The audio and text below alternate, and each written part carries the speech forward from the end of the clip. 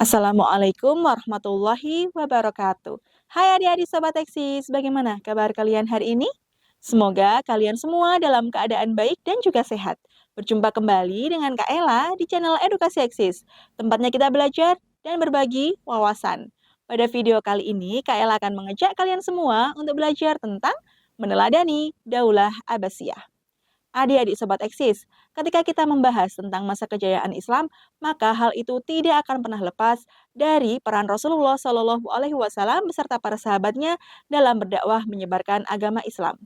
Sepeninggal Rasulullah Shallallahu Alaihi Wasallam, kepemimpinan Islam digantikan oleh para sahabatnya yang disebut sebagai Khulafaur Rasyidin yang terdiri dari Abu Bakar, Umar bin Khattab, Utsman bin Affan, dan Ali bin Abi Thalib. Setelah masa Khulafaur Rasyidin berakhir, maka kepemimpinan Islam digantikan oleh dinasti atau daulah atau kerajaan-kerajaan. Salah satu daulah ataupun dinasti yang terkenal yaitu Daulah Abbasiyah. Agar kalian lebih mengerti tentang Daulah Abbasiyah, yuk kita simak video ini sampai selesai.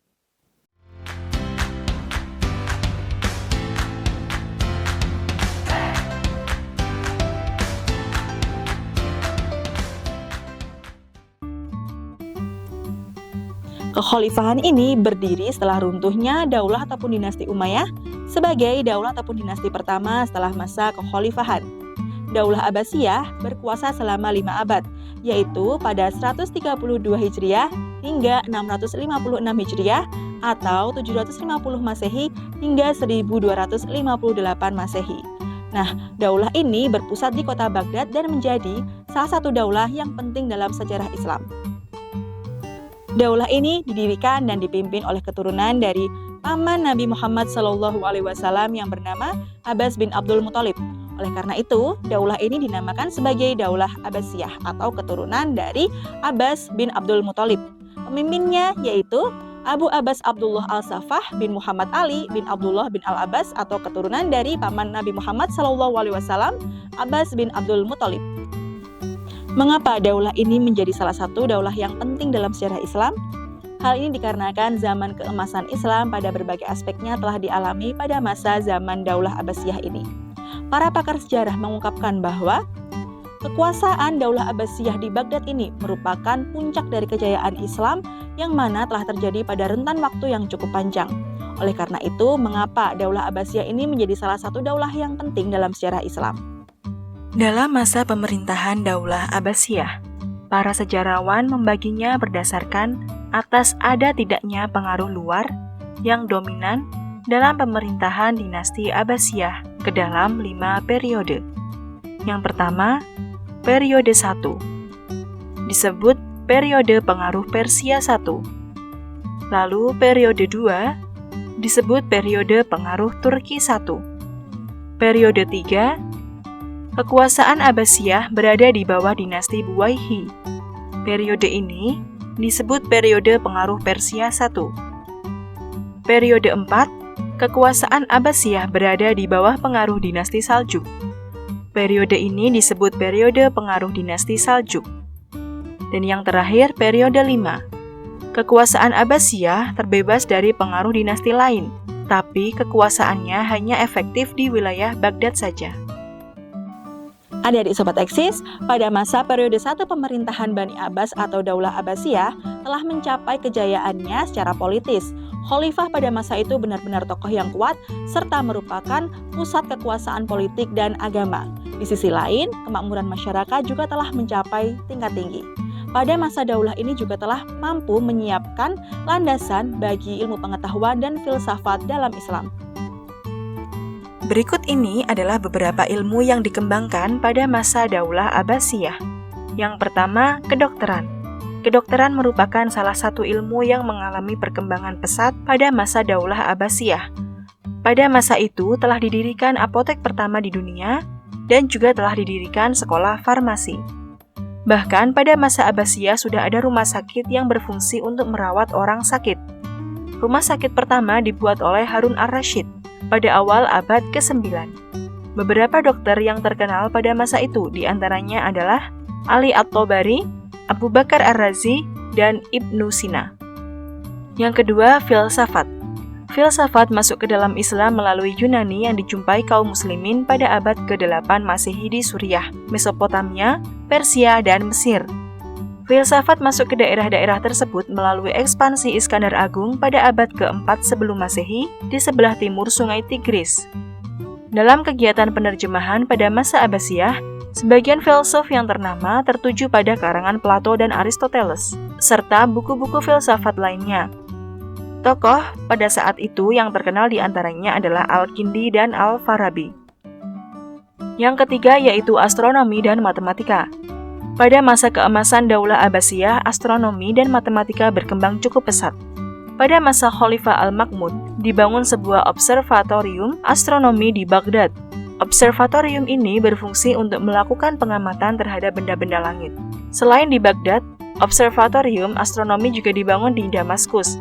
Sejarah membuktikan bahwa para ilmuwan muslim di bidang astronomi dan matematika di masa Abbasiyah telah berhasil menentukan ukuran bumi dan kelilingnya dengan menciptakan tabel astronomi yang berhasil menggeser tabel astronomi Yunani dan India.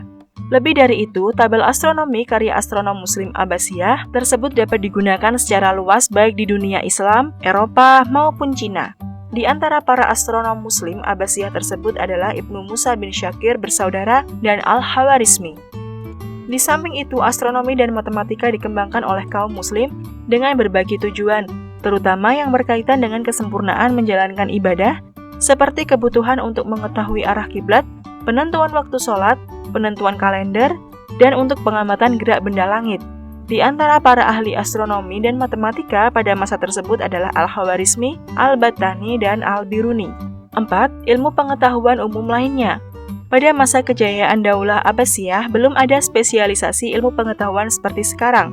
Selain ilmu kedokteran, filsafat, astronomi, dan matematika, masih banyak ilmu pengetahuan lain yang berkembang di masa kejayaan Daulah Abbasiyah, seperti kimia, geografi, sejarah, dan lain sebagainya.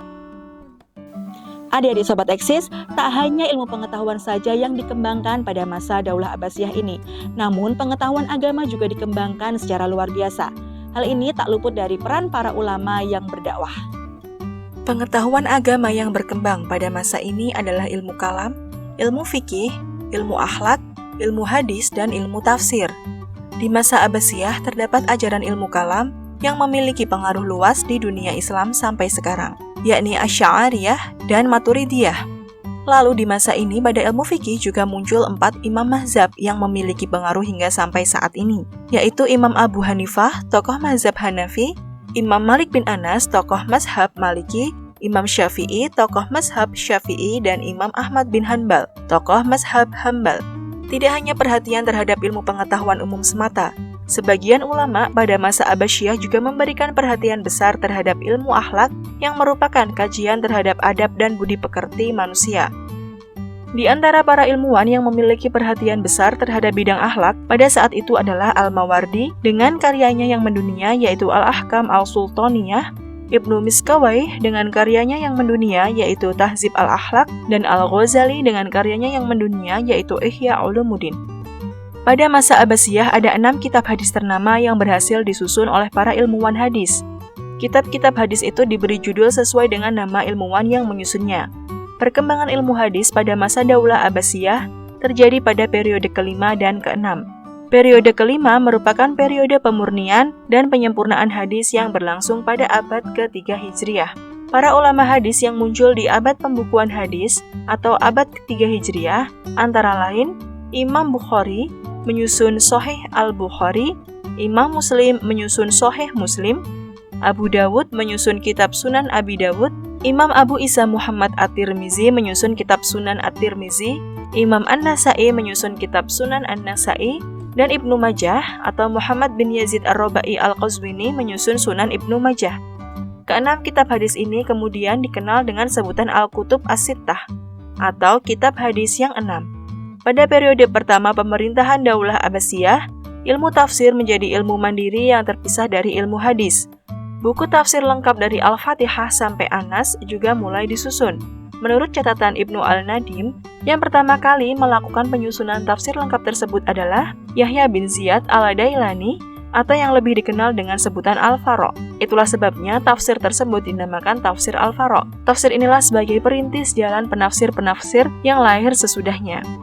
Dalam bidang ilmu tafsir, sejak awal sudah dikenal dua metode penafsiran, yaitu yang pertama, tafsir bil ma'thur, yaitu interpretasi tradisional dengan mengambil interpretasi dari Nabi dan para sahabat, seperti At-Tabari, As-Suda, dan Muqatil bin Sulaiman.